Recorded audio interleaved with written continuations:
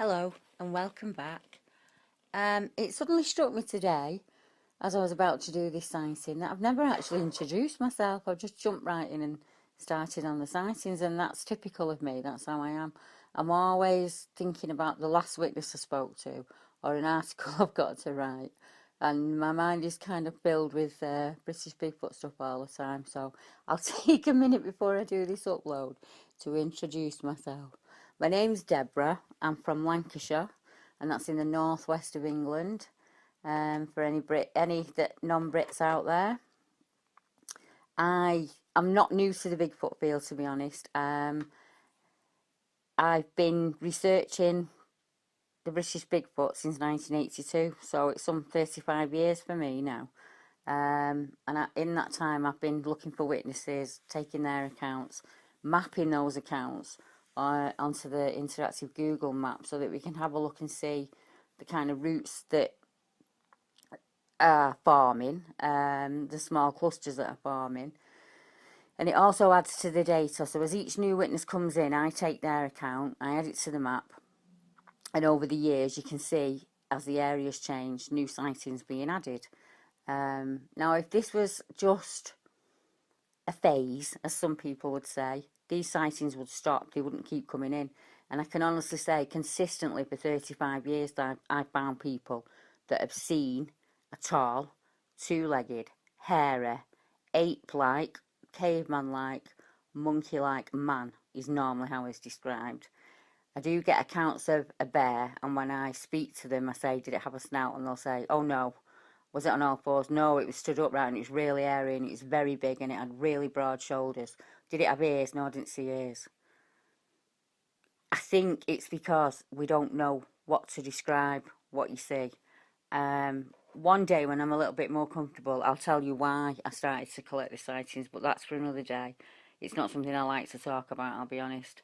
But it sent me on this journey, looking for other people that had seen a tall, scary looking 8-man type thing in the UK. And every time I found somebody, I also found other people that were seeing other things that would come to me because they didn't have anywhere to report them to either. And that's why I report the big cats and I report wolf-like creatures, dog-like creatures, because they do come in consistently. So something is being seen and there aren't many people taking these accounts. And it's a shame because they will be lost, they will become lost. And one day people may need to know what was seen in what area at what time. It's useful for researchers and it's useful for people in general, isn't it? If you've got an interest in this subject and you want to go and have a look at an area where a sighting was, it's handy to know where it was. If you're a researcher and you want to get yourself in the right area, the map's probably the best way. I wouldn't recommend going straight to the area of the sighting because the animal has had to walk in or walk out. And I would look for areas like that leading to and from the area in general. But that's enough of me waffling on now. I shall get to the sighting because I'm sure that's what you tuned in for.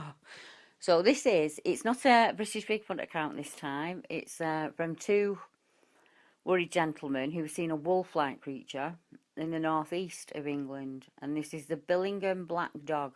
And this happened in 2000. For nearly a year now, myself and a friend have seen a really big black dog in our area. We know for certain it's not just a stray or something, it's a huge wolf-like thing. And to be honest, until we read the information on the site, we thought we must have just been imagining it. It's that strange. The creature we see looks a little more like a wolf than a dog, and it has reddish eyes, and it's always seen in the same places.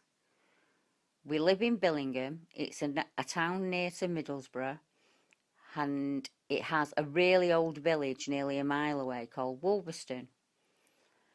I've noticed that the UK wolf or dog information we find on the internet always mentions death or an attack, but up to now, touch wood, no one near us has died or been hurt in any way. We would be very grateful if you could send us some more information about this, and if you want any information on what we have seen, we'd be glad if you could get in touch. Okay, so here's what happened. Now, you're either going to think we are escaped mental patients or kids with too much time on our hands, or we're not telling the truth. And I can assure you we're telling the truth. We were walking home from a camping party at about 3 a.m. in the morning. I noticed my friend Stephen watching something as we walked, and when I looked to where he was looking, there was a large shadow, about the size of a very big dog. I shone the torchlight again, and it vanished completely. And as I removed the light, it was back. I said it must have just been a shadow, but as we walked, it remained beside us. Then we saw a pair of red eyes. I shone the torch again, and again it vanished. But this time, when I removed the torch, it appeared closer to us than it was before.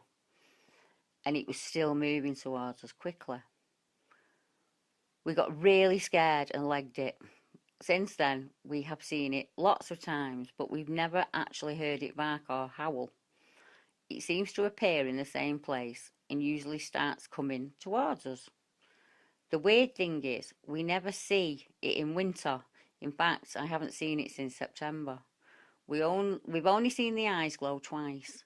Once in the middle of the golf course while we were taking a shortcut, and we were quite deep into it, and it was totally pitch black. And the second time was by a main road. It was pretty late and there were no cars around, but it's possible it could have been reflected from a street lamp. Thanks for all your help. Now that is a very strange account, isn't it? But he doesn't say at any point that the creature went up onto two legs. He describes a wolf-type creature, bigger than a dog. It isn't that far actually from the Werewolf of Hull, what would they call him, the old Stinker reports, and the Flixton werewolf. And there are a couple of Wyman accounts next to him as well. We've got the Cold Heldon one, and we've got the Cleed Geet, which is a very strange name, I know, but that's an account from, let me just check, I think that's 2002. Yeah, the Cleed Geet. Very strange one, isn't it? We've got the Thornton Woods one, and then we've got the Cresswell Dogmen. So these, I mean, there's quite a lot of sightings along that. I'm only picking them out here. There's a good few. There's 1, 2, 3, 4, 5, 6, 7, 8, 9, 10, 11, 12, 17 in and on the Yorkshire Wolds. So that's an amazing amount.